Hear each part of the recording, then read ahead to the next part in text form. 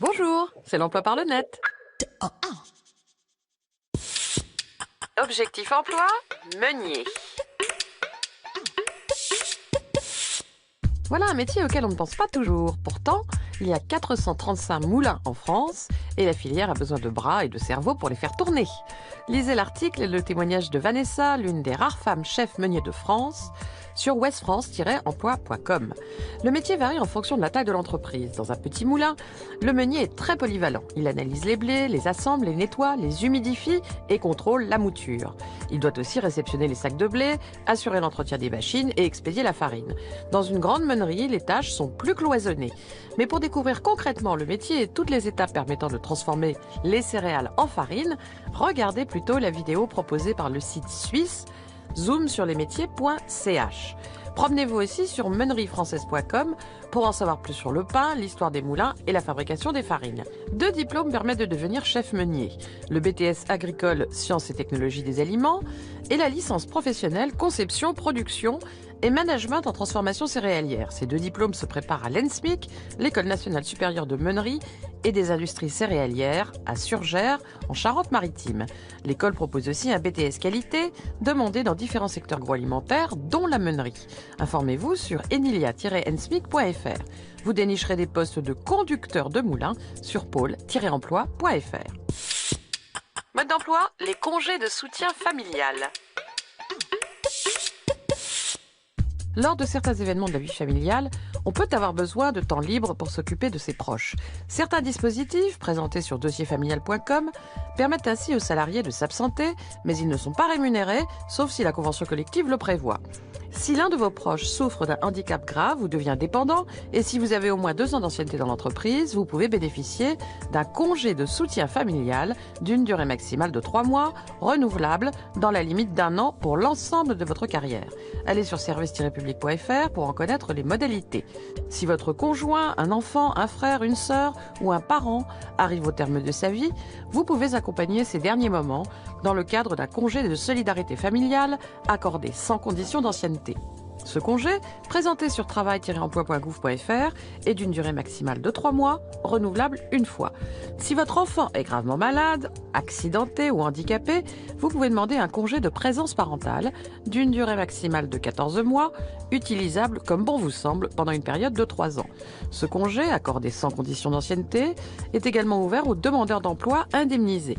Il n'est pas rémunéré, mais vous pourrez percevoir une allocation journalière de présence parentale versée par la caisse d'allocation familiale. Informez-vous sur caf.fr. Pour en savoir plus, pour être conseillé et soutenu pendant ces moments difficiles, explorez aidant.fr et prochedemalade.com. Agenda.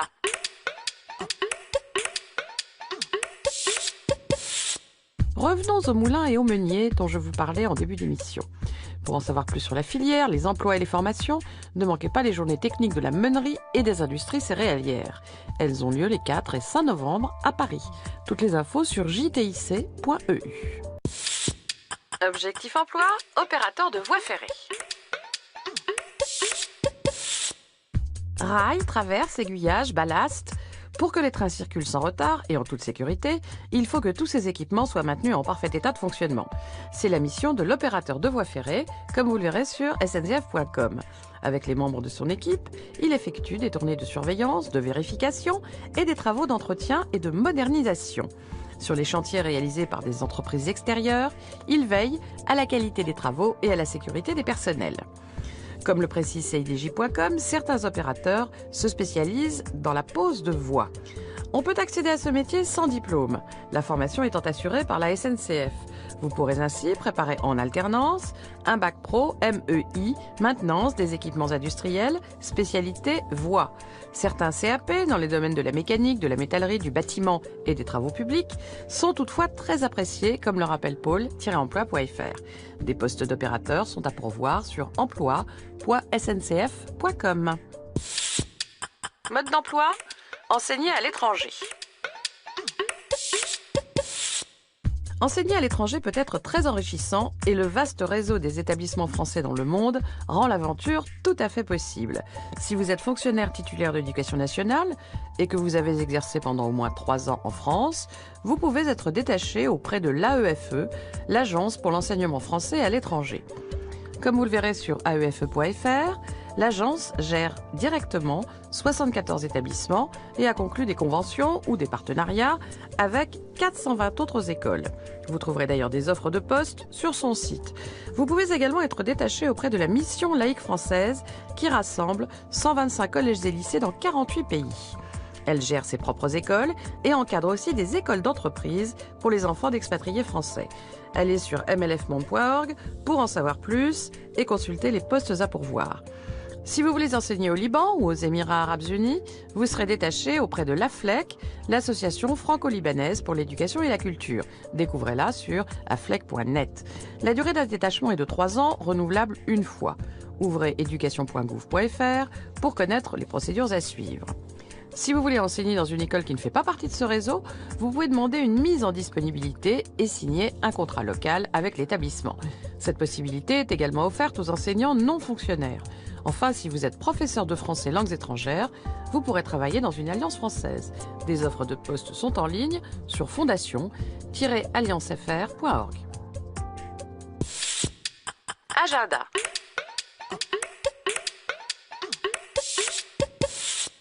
Si votre activité actuelle ne vous plaît plus, changez. Faites le premier pas en participant à la journée Nouvelle Vie Professionnelle. Vous pourrez y faire le point avec des spécialistes et vous informer sur les secteurs porteurs. Elle se tiendra les 4 et 5 novembre à Paris avec des opérations portes ouvertes dans toute la France. Toutes les infos sur nouvellevipro.fr. Objectif emploi, assistant de production cinématographique ou audiovisuelle. Vif, débrouillard, organisé et diplomate, l'assistant de production joue un rôle clé dans la réalisation d'un film, d'une émission de télévision ou de radio. Il s'occupe de tout, ou presque, comme vous le verrez sur l'étudiant.fr et sur cefpf.com. Il gère une bonne partie de l'organisation de la production et des tâches administratives, qu'il s'agisse de l'emploi du temps du producteur, de l'organisation des déplacements de l'équipe, des demandes de subventions, des autorisations de tournage ou même de la comptabilité et des contrats. Enfin, il participe aux choix artistiques de la société en établissant des fiches de lecture de scénario pour le producteur ou en recevant, pour un premier entretien, acteur ou réalisateur. Il n'existe pas de diplôme reconnu d'assistant de production, mais on trouve des formations privées, accessibles sur dossier ou après un BTS audiovisuel. Informez-vous par exemple sur eicar.fr et sur cefpf.com.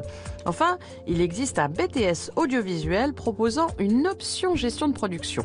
Découvrez-le sur lis-lissa.ac-poitiers.fr. Pour trouver des offres d'assistants de production, surveillez les annonces de Pôle emploi spectacle sur pôle-emploi.fr et les offres en ligne sur audiovisuel-job.com. Création d'activités mode d'emploi, intégrer un incubateur. Les incubateurs aident les porteurs de projets à transformer une idée innovante en entreprise performante. Il existe plusieurs formules et plusieurs grandes familles d'incubateurs, comme vous le verrez sur l'entreprise.express.fr et sur apce.com. Mais qu'il s'agisse d'incubateurs publics ou rattachés aux grandes écoles, d'incubateurs privés ou dépendants d'une collectivité locale, qu'ils soient mis en œuvre par de grandes entreprises ou soutenus par la Commission européenne, leur mission est grosso modo la même. Ils proposent aux futurs entrepreneurs un accompagnement au plus près dans l'élaboration de leur modèle économique, du business plan, du dépôt de brevet, lors de la phase de structuration juridique et de levée de fonds. Ils mettent à leur disposition des locaux, du matériel, des technologies et des services et mettent les créateurs en relation avec un réseau d'affaires et des fonds d'amorçage. Chaque incubateur a ses propres critères de sélection, mais tous demandent au créateur de savoir présenter son projet brièvement et de manière attractive. Vous trouverez sur apce.com des conseils pour préparer votre pitch et vous y dénicherez des liens pour trouver votre structure. Plus de 220 incubateurs sont également référencés sur mon-incubateur.com. Les relations entre le créateur et la structure qui l'accueille peuvent être encadrées par un CAP, un contrat d'appui au projet d'entreprise. Informez-vous sur entreprise.cci-paris-idf.fr. Ce contrat vous permettra, entre autres, de bénéficier d'une couverture sociale. Agenda.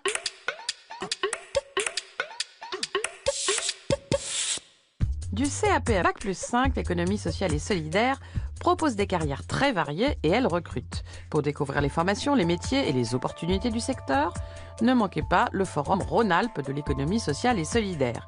Il vous attend le 7 novembre à Lyon. Toutes les infos sur forumemploi-solidaire.org. Objectif emploi, chauffeur-livreur. Un métier qui recrute, en CDI, ouvert aux débutants et accessible sans diplôme? Oui, ça existe. Chauffeur-livreur par exemple. Comme vous le verrez sur CIDJ.com, sa mission est de livrer en temps et en heure toutes sortes de marchandises en ville ou dans sa région, en général dans un rayon ne dépassant pas une centaine de kilomètres. À lui d'organiser sa tournée au mieux, de bien répartir la marchandise dans son camion, tout en respectant les règles d'hygiène et de sécurité. Dans certains cas, il peut aussi se charger de l'encaissement et de la prise de commande. Pour avoir une idée plus concrète de ce métier, montez à bord de la camionnette de Jérémy sur pôle-emploi.fr. Des qualités d'organisation, de sérieux et de rigueur sont indispensables. Il faut aussi aimer conduire et entretenir de bonnes relations avec les clients. Aucun diplôme n'est obligatoire pour exercer ce métier, mais il faut au minimum le permis B, voire le permis poids lourd, et certaines formations peuvent quand même vous donner un réel coup de pouce. Le CAP conducteur-livreur, par exemple, à découvrir sur lys-epluche-est-ouin.ac-versailles.fr. Vous pouvez également suivre une FIMO, une formation initiale minimum obligatoire, dans un centre agréé. Vous trouverez les coordonnées de ces centres sur centre.développement-durable.gouv.fr. Le métier recrute et vous dénicherez de nombreuses offres sur pôle-emploi.fr et sur jobtransport.com. Mode d'emploi, travailler en Islande. Pays des elfes et de la chanteuse Björk, terre de volcans, de glaciers et de geysers, cette petite île proche du cercle polaire, à mi-chemin entre l'Europe et l'Amérique, ne compte que 320 000 habitants, moins que Valenciennes et Tours. Après une grave crise économique et financière et l'effondrement du système bancaire, l'économie de l'Islande a repris des couleurs, comme le note trésor.economie.gouv.fr. Les salaires sont en forte hausse, la croissance est de l'ordre de 3% et le chômage reste très bas, comme vous le verrez sur oecd.org. L'Islande peut compter sur les énergies renouvelables, la pêche et les ressources marines, la construction, les services, les nouvelles technologies et le tourisme en plein essor. Vous trouverez sur iceland.is une présentation des principaux secteurs d'activité. Pour dénicher un emploi en Islande, ne négligez pas le contact direct avec les entreprises. Beaucoup de postes ne font l'objet d'aucune annonce et sont pourvus par bouche à oreille. Suivez aussi les conseils de vinumalastofnun.is, le site en anglais du pôle emploi islandais. Vous y dénicherez des liens vers les sites des agences de recrutement. N'hésitez pas à échanger avec des expatriés installés dans l'île via les réseaux sociaux et le forum en ligne sur france-islande.com et promenez-vous aussi sur le blog vivrenislande.fr. Agenda.